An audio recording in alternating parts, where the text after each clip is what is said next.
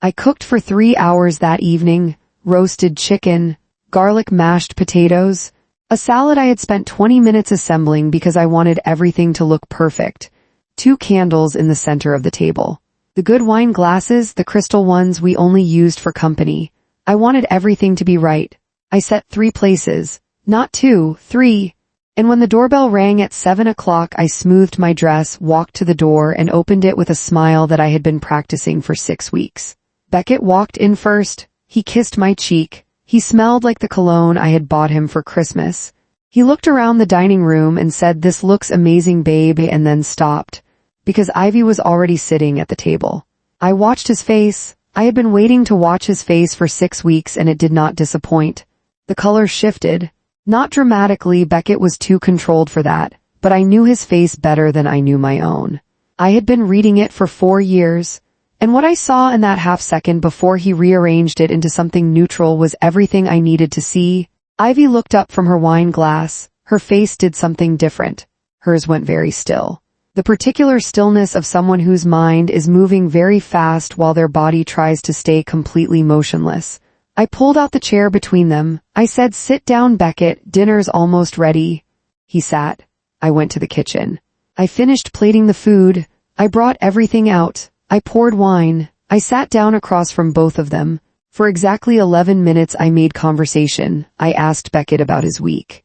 I asked Ivy about the project she had mentioned. I laughed at the right moments. I refilled glasses. I was the perfect hostess. And then I reached under my chair. I put a manila envelope on the table between the candles. Neither of them said anything.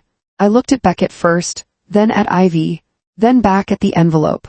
I said very quietly, very clearly, the way you say something when you have been waiting a long time to say it and you want every single word to land exactly right.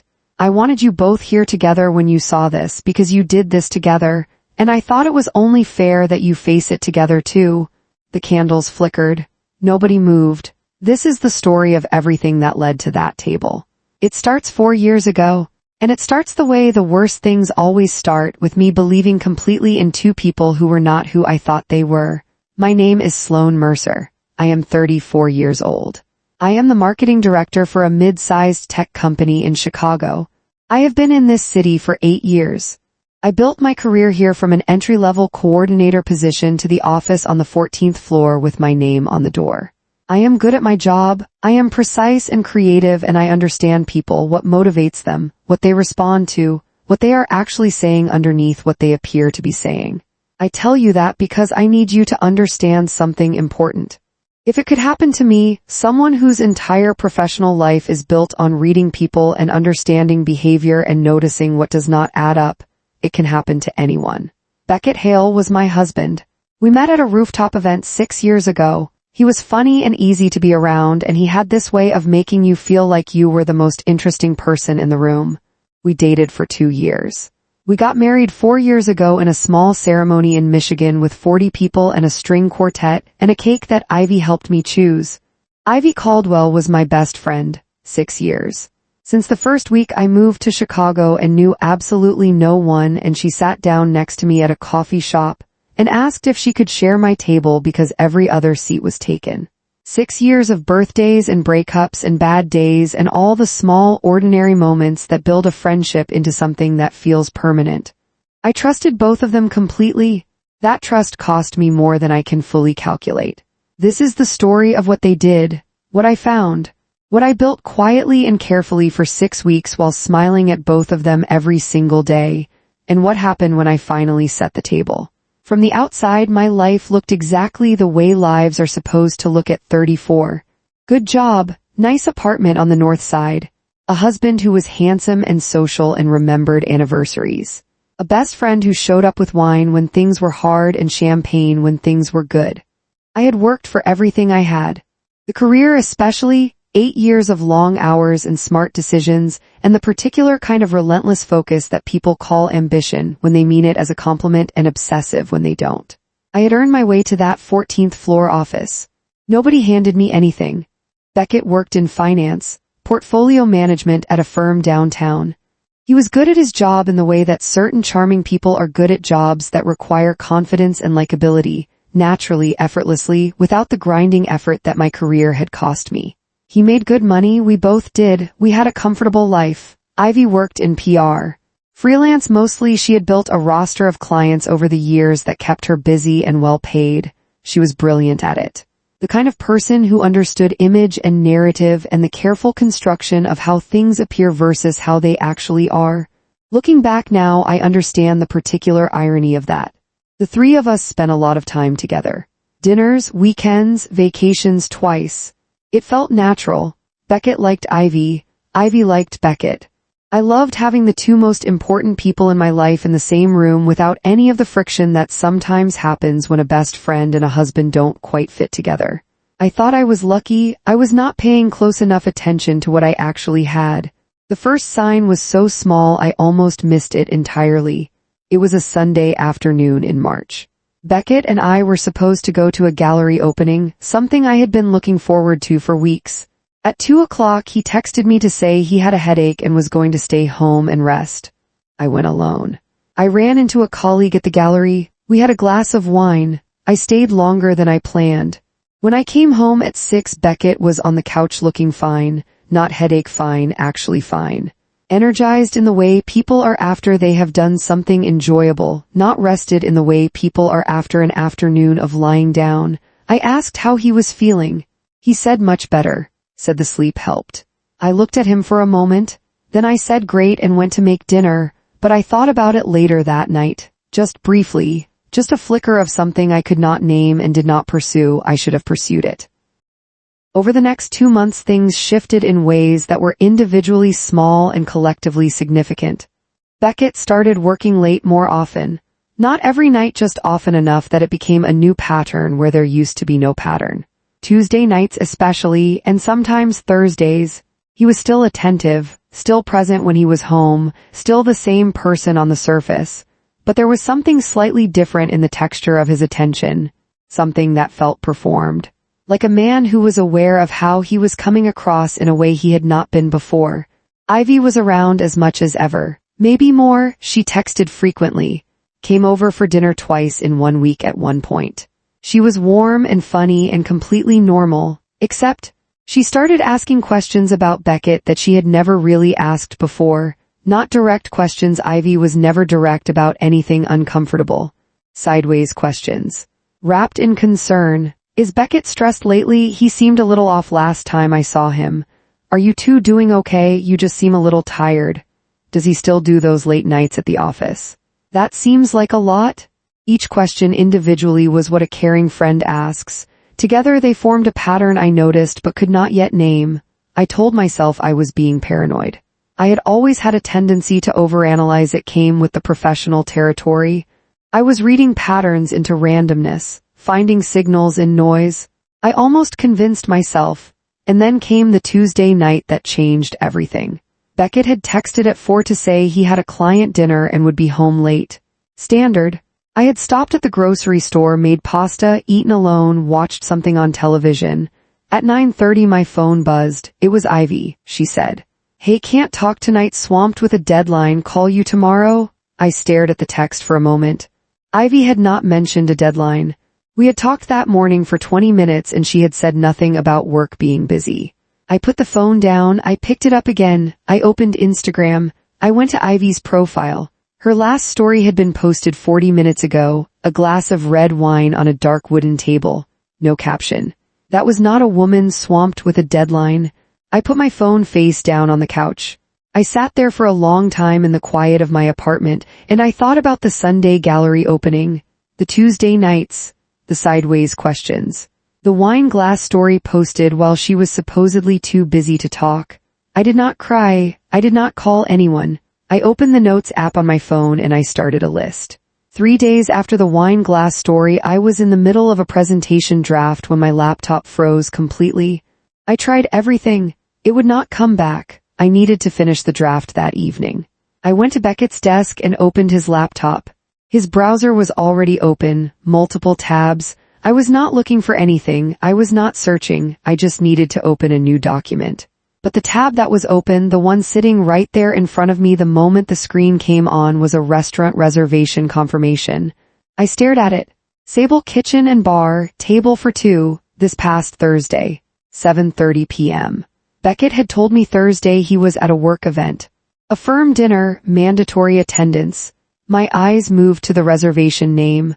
Caldwell, Ivy's last name. I sat at his desk and I did not move for approximately 4 minutes. My hands were completely still. My breathing was steady. I was not falling apart. Something inside me had gone very quiet and very cold and very focused in the way it goes when I am working on something that matters. I took out my phone. I photographed the screen. I closed the browser tab. I opened a new document. I finished my presentation draft. I made dinner. I was in bed before Beckett got home that night. When he came in, I kept my eyes closed and my breathing even, and I listened to him move around the room in the dark, and I thought about the restaurant reservation with Ivy's name on it, and I did not say a single word. The next morning I woke up and I started building my case. 6 weeks, that is how long I spent documenting everything before I made a single move.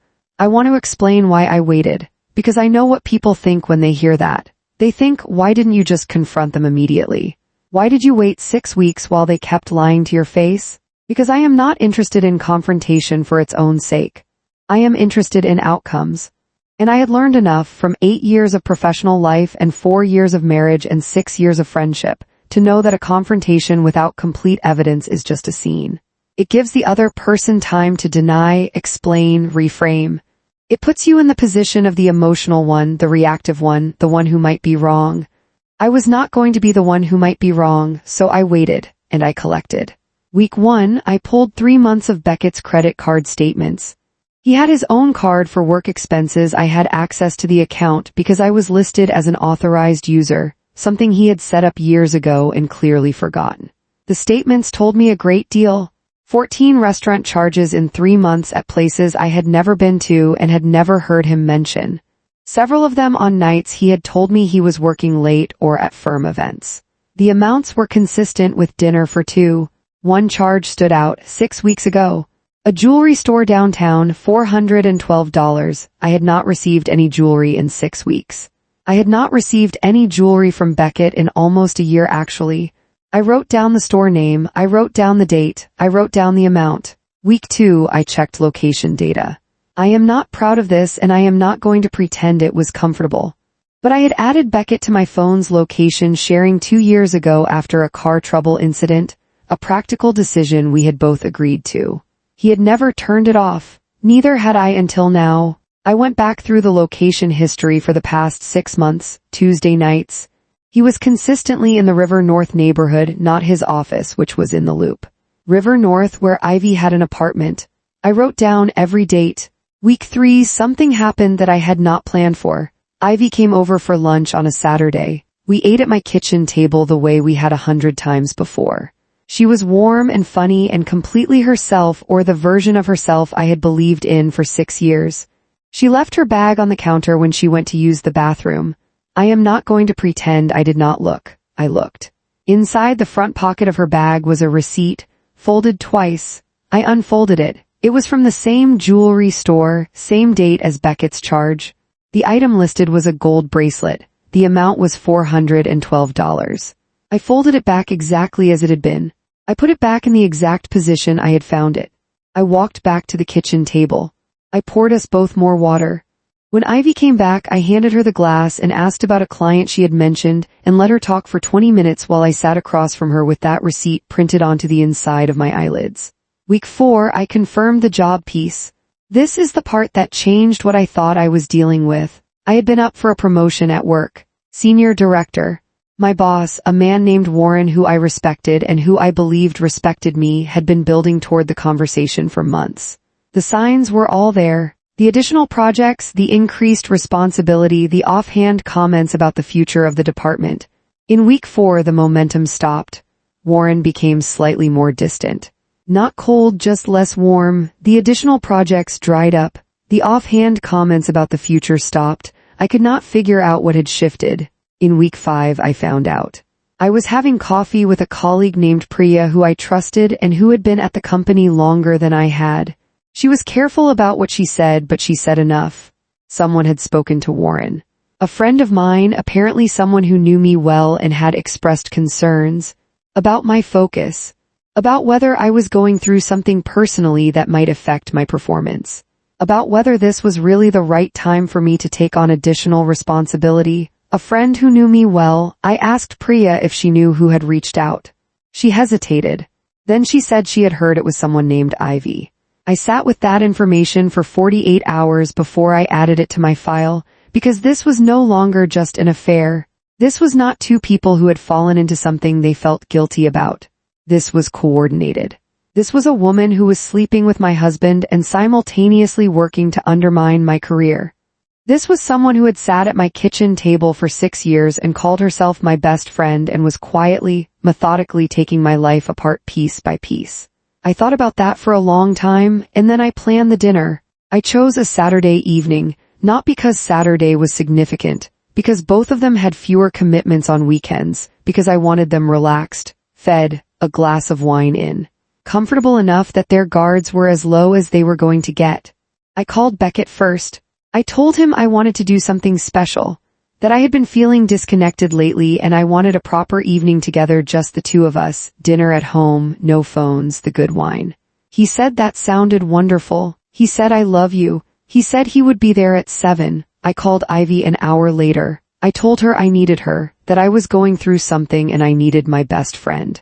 That I was making dinner and I just needed her company. She said of course. She said always. She said she would bring dessert. She said I love you, Sloan. I said I love you too. Neither of them knew the other was coming. I spent the following week preparing, not the food, the evidence. I printed everything.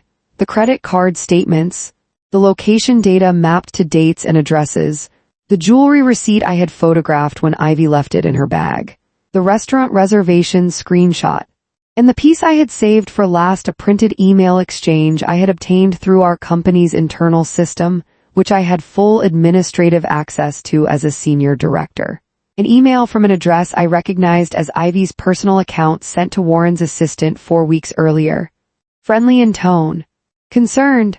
Explaining that she was a close friend of Sloan Mercer's and that she was worried, as someone who knew Sloan personally, that Sloan might be dealing with some personal difficulties that could affect her work performance. Asking the assistant to pass along her concerns to Warren confidentially. Signed with Ivy's full name, Ivy Caldwell, PR professional, the woman who understood better than anyone how image worked, how narrative worked, how the careful placement of a concerned friend's gentle worry could shift a person's professional reputation without leaving fingerprints. I printed that email and I put it on top of the stack. I put everything into a manila envelope. I sealed it, I put it under my chair at the dining table, and then I cooked for 3 hours. Ivy arrived first. 6:55. She had a box of macarons from a bakery I liked. She hugged me at the door. She smelled like the perfume I had given her for her birthday 2 years ago. She looked at the table, the candles, the good glasses, the 3-place settings, and she paused for just a fraction of a second. Just a fraction, almost nothing.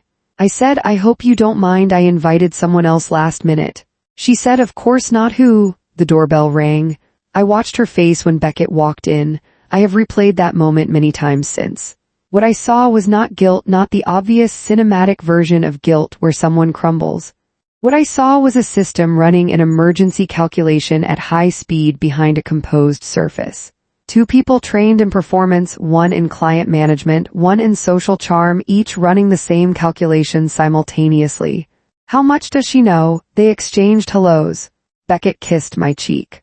He looked at the 3-place settings, he looked at Ivy, he looked at me, I smiled, I said sit down, I'll get the wine. I went to the kitchen, I took 4 slow breaths, I brought out the wine, I poured 3 glasses, I served the food. For 11 minutes I was the best version of a gracious hostess I have ever been. I asked Beckett about a project he had mentioned. He answered.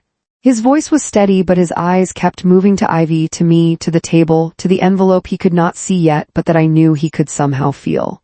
I asked Ivy about a client she had been working with. She answered. Her smile did not reach her eyes. I ate. I drank my wine. I laughed at a small joke Beckett made, and then I reached under my chair. I placed it in the center of the table. Between the candles, between their wine glasses, between the 2 of them, neither of them said anything for a full 5 seconds. Then Beckett said, what is that? Not a question, not exactly. The voice of someone who already knows the answer and is hoping to be wrong. I said, "Open it." Ivy said, "Sloan." I said, "Open it, Beckett." He picked it up. He looked at Ivy once. She looked at the table. He pulled the papers out. I had organized everything chronologically, oldest at the back, most recent on top. On top was the email to Warren's assistant. Beckett read it, his forehead creased. He looked up at Ivy. Ivy was looking at the candle flame. He passed it to her. She read it without picking it up, just leaned over and read it where it lay on the table. I watched her jaw tighten. Beckett kept going through the papers, the restaurant receipts, the reservation screenshot with her last name on it, the location data, the credit card charges. He went through everything slowly. The way you go through something when you are hoping the next page will contradict the previous one, and it never does. When he got to the jewelry receipt, the one from the same store on the same date as the bracelet in Ivy's bag, he stopped. He put the papers down. He looked at me, and I looked back at him with the same calm I had been holding for 6 weeks, and I said, "I want to show you something else." I picked up my phone. I had one more thing I had not put in the envelope. A photograph, taken 3 weeks ago when Ivy had gone to the bathroom and left her bag on my counter. The receipt, unfolded. The bracelet, the amount, the date. I turned the phone so they could both see it. I said, "Same store, same day, same amount." I looked at Ivy. "Where is the bracelet, Ivy?" She said nothing. I said, "I looked for it the last time you were here. I went through your bag when you were in the bathroom. The receipt was there, but the bracelet wasn't, which means you were wearing it, or you had already put it somewhere." I paused. "Our bedroom, maybe?" Beckett made a sound I had never heard from him before. Something between a sharp exhale and the beginning of a word that never came out. Ivy said, "Sloan, let me explain." I said, "I also want to talk about Warren." She went completely still. I picked up the email printout. I held it so she could see her own name at the bottom of it. Her full name. Signed. I said, 6 years I was your best friend. I gave you a key to my apartment. I flew home with you when your dad was in the hospital. I sat on your bathroom floor the night you found out about Marcus, and I held your hand until 3 in the morning. I drove you to 2 surgeries. I showed up every single time. My voice was steady. I want you to know that. I was not crying. I was not shaking. I was simply saying true things. I said, "And you called my boss. You called my boss and told him I was struggling. You tried to take my promotion. While you were sleeping with my husband, you were also dismantling my career." Ivy said, "It wasn't like that." I said, "Then tell me what it was like." She said nothing. I looked at Beckett. I said, 4 years I chose you. I built a life with you. I worked 70-hour weeks and came home and cooked dinner and showed up at every firm event and smiled at every colleague, and I was proud of you, genuinely proud. I told everyone about you. I was proud to be your wife." Beckett said, "Sloan." I said, "Don't." Just that, just one word. He stopped. I picked up my wine glass. I took a slow sip. I set it down. I looked at both of them. I said, "There is a copy of all of this with my attorney. She filed the initial divorce paperwork this morning. You will hear from her this week, Beckett." I looked at Ivy. "I have also forwarded the email you sent Warren's assistant to Warren directly, along with a full explanation of our relationship and the context. I sent that this afternoon." Ivy closed her eyes. I pushed my chair back. I stood up. I said, "I made enough food for 3. You are welcome to finish dinner." I picked up my wine glass. I walked to the living room. I sat down on the couch. I turned on the television at a low volume. I heard them talking in the dining room. Low voices. Urgent. The sound of a chair scraping back. The sound of Beckett saying something I could not make out and Ivy responding in a sharp whisper. Then the sound of the front door opening and closing. I sat in the quiet of my apartment. I finished my wine. I went back to the dining room. I cleared the plates. I blew out the candles. I washed the good crystal glasses carefully and put them back in the cabinet.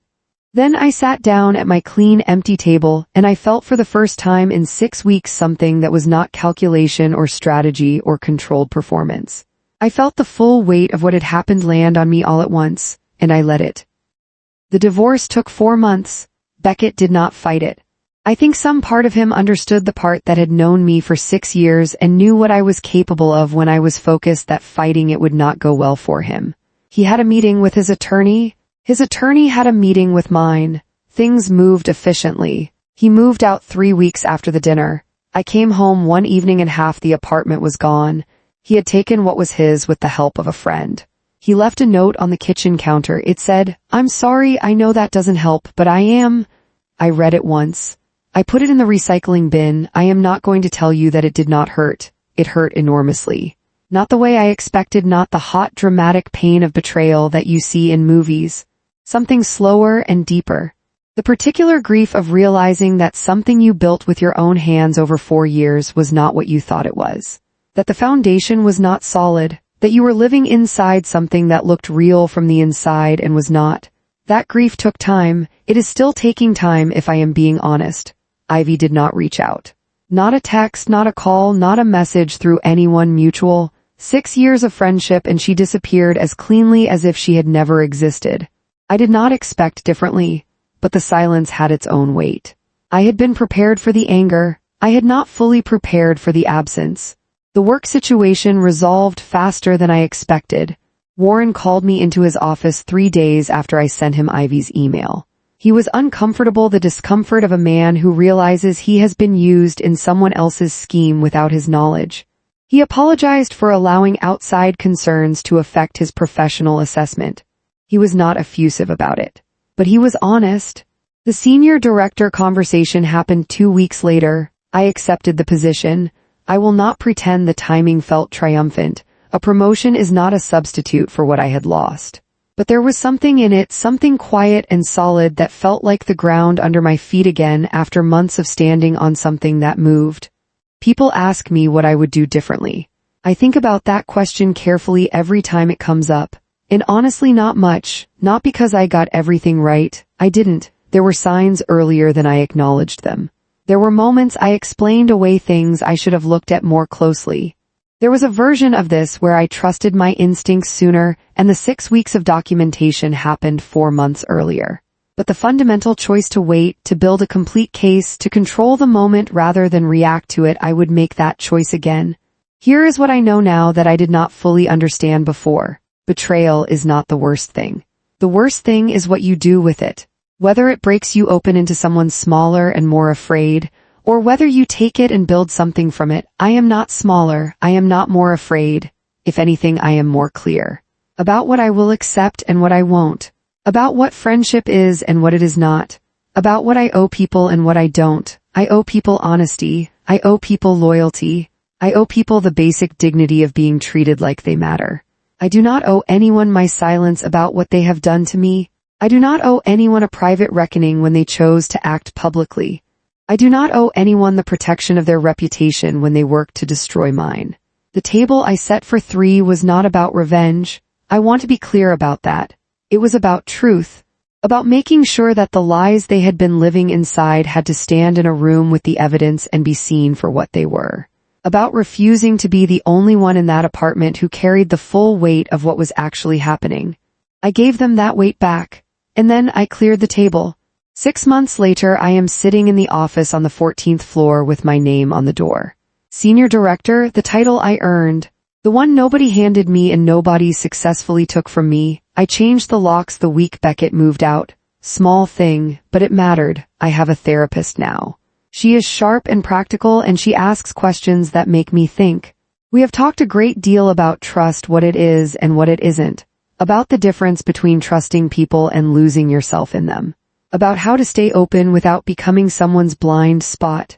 I do not hate Beckett. I have thought about this a lot and I genuinely don't. He is someone who made choices that I will never fully understand and that cost both of us something real. He has to live with that, that is enough. Ivy is more complicated. 6 years is not nothing. The loss of it, not the betrayal, just the friendship itself, the history, the person I thought she was, that is a grief I am still sorting through. Some days it is very present. Some days I barely think about it. What I think about most is something much simpler. I think about a 34-year-old woman in a quiet apartment on a Tuesday night, sitting on a couch with her phone face down, making a list in her notes app because something didn't add up. That woman trusted herself. When everything around her was designed to make her doubt what she was seeing, she trusted what she was seeing. That is the thing I am most proud of. Not the dinner, not the envelope. Not the clean, efficient dismantling of a situation that needed to be dismantled. The list. The quiet Tuesday night decision to pay attention to the thing that didn't add up instead of talking herself out of it. That is where it started. That is where everything starts. If you are sitting somewhere right now with a feeling you keep explaining away, a number that doesn't add up, a story that has won too many holes, a pattern that your brain keeps returning to at 2 a.m, I want you to trust that feeling. Open your notes app. Start your list. The truth is in there. It is already in there. You just have to be willing to look at it. My name is Sloan Mercer. I set a table for 3, and I walked away from it with everything that was actually mine. If this story stayed with you, share it with someone who needs to hear it tonight. Subscribe for a new story every single week. And leave me a comment. Tell me the moment you knew exactly what Sloan was planning. I read every single one.